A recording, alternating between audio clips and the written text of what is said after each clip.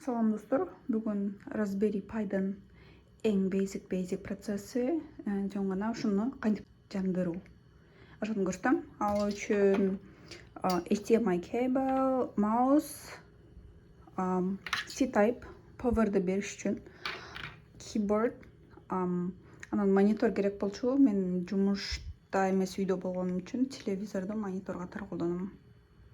Биринчи SD картка Raspberry Pi OS кирип туруш керек. Мен буну инсталл кылганмын OS'ти. Анан монтип киргизилет. Биринчи маусту улаштырабыз.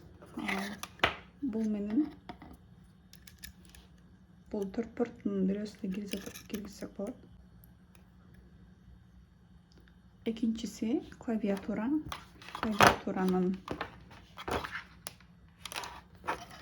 Клавиатураны бул жака киргизебиз.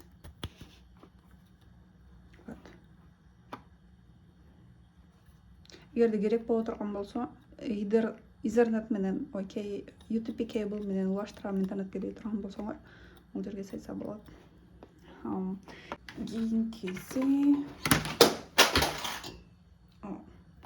Кийинкиси power supply. Power supply'ды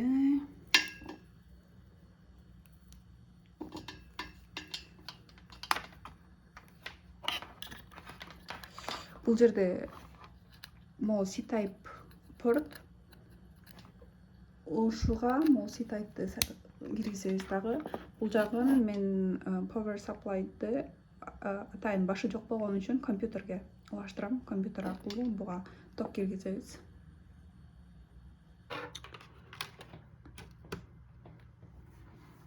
Мындай кылып. Бул жерге LED'ни көрсөңөр, уже жанып баштады. Эми бир кылган нерсе HDMI. Бул жерде HDMI эки жер бар, сая турган. Экөөнүн бирине, калаган бирине киргизсе болот. Мен могу киргизем. Монтип улаштырдым. Эми бул жагын мониторго улаштырам. Бул жакта HDMI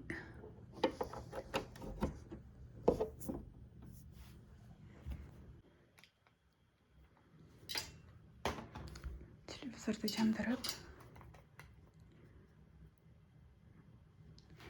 бул жакта HDMI 1 деп турат. HDMI 2ге алмаштырам. HDMI'га улаштырдым. Бул уже Raspberry Pi'дын экраны. Монитор чоң болгонуна байланыштуу.